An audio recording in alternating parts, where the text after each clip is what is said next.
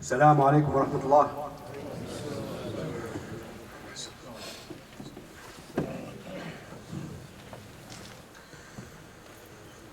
الله أكبر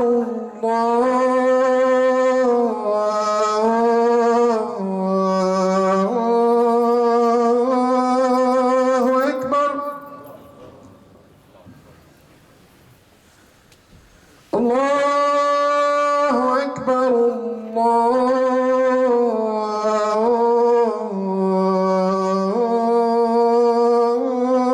الله أكبر.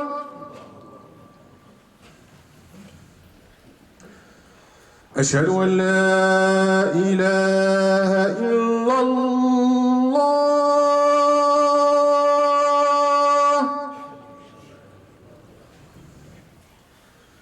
أشهد أن لا إله إلا الله.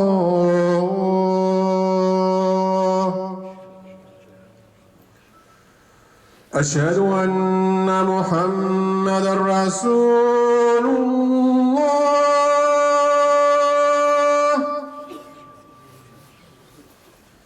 أشهد أن محمدا رسول الله.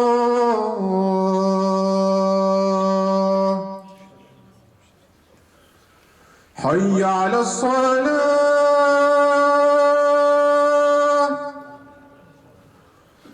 حي على الصلاة.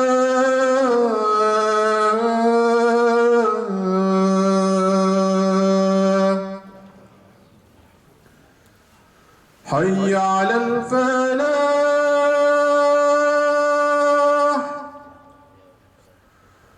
حي على الفلاح.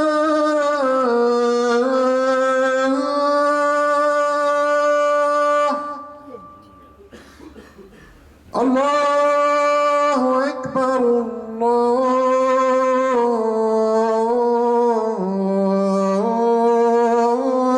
الله أكبر. لا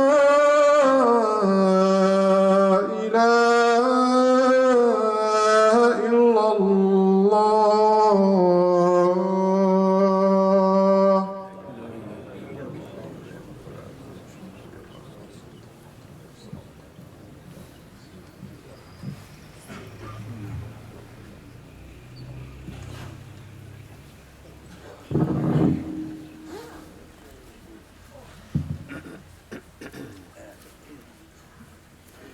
إن الحمد لله نحمده ونستعينه ونستغفره ونعوذ بالله تعالى من شرور أنفسنا ومن سيئات أعمالنا. من يهد الله تعالى فهو المهتدي ومن يضلل فلا هادي له. وأشهد أن محمدا عبده ورسوله أدى الأمانة وبلغ الرسالة ونصح الأمة وكشف الغمة. اللهم صل وبارك وسلم عليك يا رسول الله.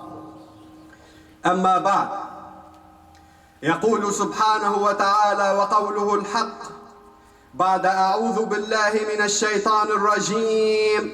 بسم الله الرحمن الرحيم. والعصر إن الإنسان لفي خسر إلا الذين آمنوا وعملوا الصالحات وتواصوا بالحق وتواصوا بالصبر. My brothers and sisters in Islam, what makes Allah subhanahu wa ta'ala swear to his creation? What makes Allah subhanahu wa ta'ala, does he really have to swear to his creation? Swearing about Asr with the Asr. What is Asr? Asr is the time. You know, in ancient time, they used to measure the time considerably with the sun, with the moon, with the movement of the sun. So Allah subhanahu wa ta'ala, and the majority of us memorizes this surah. 14 words, very easy, very simple. Yet the wisdom that the surah reveals, Outstanding, subhanallah. Outstanding. So Allah subhanahu wa ta'ala is swearing by the time that mankind basically are in a lost game. Mankind are involved in a lost battle.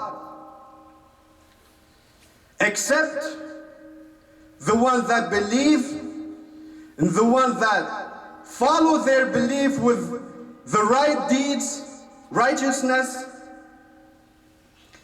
وَتَوَاصَوْا بِالْحَقِّ وَتَوَاصَوْا بِالصَّبْرِ. And they're constantly reminding each others, and they're constantly acting patiently.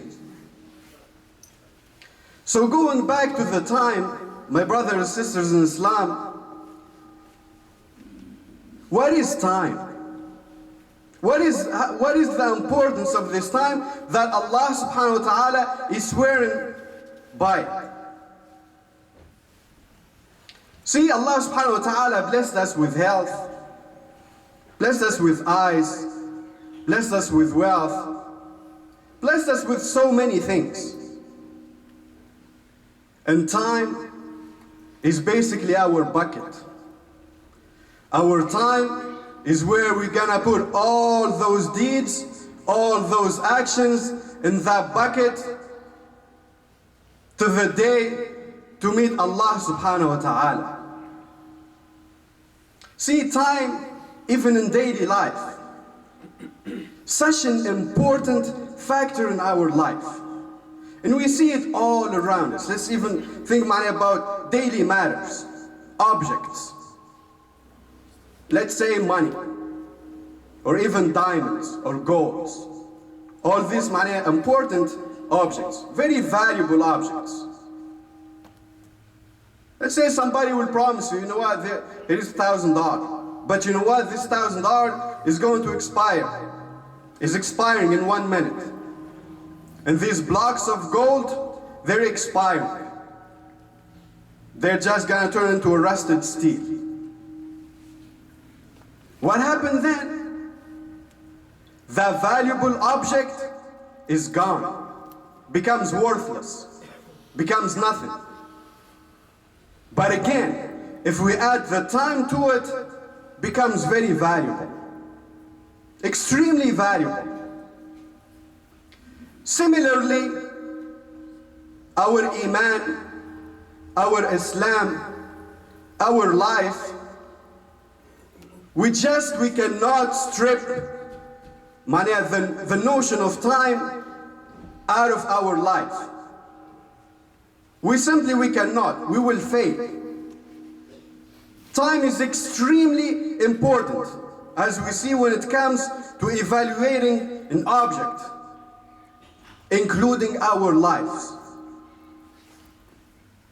How are we spending our times, brothers and sisters in Islam? Time, one of the most valuable possessions that Allah subhanahu wa ta'ala blessed mankind with. Are we paying careful attention to how we are spending our time? The same way that we pay extreme attention how we are spending our money. But you know what? We can replenish money. Money is gone, you can bring it back. Gold is gone, you can bring it back. A misspent time, you can never, ever bring it back. As we said, that bucket is limited. It's very limited. It's finite. But mankind, we are under the perception, under the deception that this time is infinite. It's just infinite. يود أحدهم لو يعمر ألف سنة. Pay close attention to some of our brothers, how they're managing their life. SubhanAllah, as if they're going to exist in this life for 1,000 years. Why is that? Again, because we stripped the notion of time, when we come to evaluate our life, our actions, we become mindless of the time. Once the notion of time is gone, that's it. Off track. We're just off track. That's why Allah subhanahu wa ta'ala, He swearing by the Asr, by the time, إِنَّ الْإِنسَانَ لَفِي خُسْرٍ. Mankind are in a lost battle. They're losing every day. Every single day they're losing. Except the one that believe, آمنوا وعملوا الصالحات.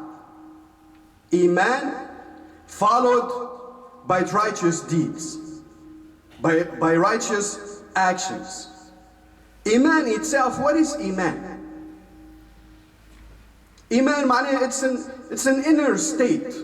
And we see it, subhanAllah, some of the brothers, when they want to make shahada, they come and, I want to become Muslim. I want to take my shahada. It didn't happen just, like a blink of an eye. At some point, that idea, it was a thought. It was a thought up in the head. That thought kept running and running and running and running, and then it turned into an action. They decided, I'm going to take shahada. So similarly, brothers and sisters in Islam, the state of Iman is an inner state. تؤمن بالله ورسوله وكتبه والملائكة. It's an inner state. But Allah subhanahu wa ta'ala in Quran 50 times Iman is followed by al-amal al-salih. 50 times. Because you know what? Iman by itself is not enough. Iblis, la'natullah alayhi, is a mu'min. Of course, Iblis is a mu'min too. So see, subhanallah, when we say Iman and amal al-salih, as we said, Iman is a thought. Amal salih, it's an action. To do the right deeds, to act righteously. Between that thought till it translates into an action, subhanallah, years and years. Of course, it depends. But some people might take them for the rest of their life, and they will never win that battle. It's always struggle. That Iman, it will never translate into full amal salih. Why is that? See, mankind, at the end of it, Allah subhanahu wa ta'ala, one of the blessings that He blessed us with is our minds, our brains. A human being has the capacity to run up to 100,000 thoughts per minute. Per minute. Up to 100,000 thoughts. Can you imagine, brothers and sisters? And you know what? The way we're wired up, the way Allah subhanahu wa ta'ala created us, that thought, in no time, it will turn into an action. Yes, it will turn into an action. And this is where the wisdom comes. Allah subhanahu wa ta'ala, He wants us once a thought gets in the head, He wants you to weigh it. Put it on the scale. Before you act, before you rush, before whatever you decide, whatever that thought tells you, think about it. Over and over and over and over and over. Basically put it on the scale. And what is this scale? It's your knowledge. Yes, indeed, that scale is your knowledge. A thought will come up, you have to weigh it, put it on the scale, put it on knowledge, put it on your knowledge. And where is this knowledge coming from? قال الله قال الرسول. Period. قال الله قال الرسول. Allah subhanahu wa ta'ala gave mankind, there is so many principles in this life. We're not even talking about the hereafter. We're going to talk about our success in this life. In this life. Yes. So Allah subhanahu wa ta'ala, when He blessed us with that mind to think, الذين يتفكرون. Always, mankind is not just a final product. Knowledge, especially قال الله قال الرسول, is not a final product. You can never, ever be sure of that. I reached a stage where you know what, I'ma just lay back now, I have enough knowledge. Scholars before, when somebody come and they won't seek the knowledge. The interview used to be one question. The big scholar will ask the student one question. How much knowledge do you have? If the answer is, yeah, I do have a little bit of knowledge, out. Ignorant. He's automatically out. No. Go try better and come back. If the knowledge, you know what, I want to learn. I'm not sure, but I want to learn. They will get the chance. Okay, sit down. We'll give you knowledge now. Years goes by when that student finish Quran, finish Ahadith, finish accomplished some years of knowledge, mashallah. His scholar will ask him, his teacher will ask him. So before he goes back, wherever he comes from, he will ask him, so how much knowledge do you have now? The answer is nothing. Nothing. Zero. When he answers nothing, that teacher knows that this person now becomes knowledgeable. Subhanallah. Subhanallah. Yes. Because see, the more you indulge in that knowledge, the more you try to add accuracy to your scale, the more aware you become how ignorant you are and how much knowledge there is in this universe. So going back to Iman, Iman by itself, like we said, is not enough.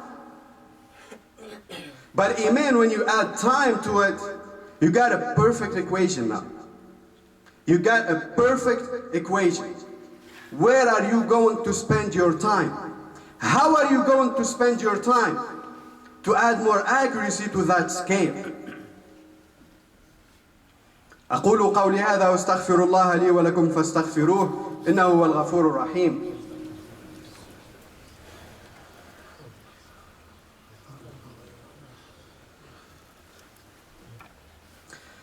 الحمد لله وكفى والصلاة والسلام على عباده الذين اصطفى. Going back, my brothers and sisters in Islam, to that journey between Iman and between Amal Salih. See, Iman is an intention. We all, at some point, we all have an intention to be a better Muslim, to be a useful unit to humanity, not a useless. The question is, see, intention not followed by implementation is nothing. It's just nothing. Chances are you're gonna give up to temptations. Spend 14, 12 hours at work. The minute you get home, that's it. Lay down in front of TV or just gather up. All talks. يَخُذُ مَعَ الْخَائِذِينَ. That one did, that one went, that one his wife. And see, subhanAllah, if you look the Muslim Ummah, the Muslim world, whether from all the way to Morocco, all the way to China. And we all lived there, and we all know, and we all lived it. How much time the Muslims are wasting. And then guess what? We blame it on everybody else. Blame it on the Jewish, blame it on anybody else. But we don't just take that minute and think, where is all this time is going? Given the value, given how much money, again, to evaluate any object, you cannot strip the time out of that equation. You simply can't. Even in investments, these big guys, Wall Street and big millions of dollars versus time. All those transactions versus time. They cannot do nothing without time. They value the time. Yes, they value the time. So inshallah, we're going to be talking, inshallah. Time is running up. But inshallah, I have the intention, inshallah, to my brothers and sisters in Islam, we're going to be talking, inshallah, about implementation. How to divide that time. And we're going to take care of we're going to cover every part. Whether your finances, whether your career, whether your health, whether your family. At the end, time, a wise mu'min will divide his time, will structure his time. According, of course, the big theme, وَعَمِلُوا الصَّالِحَاتِ, and act righteously to your family, to your co-workers, to everybody.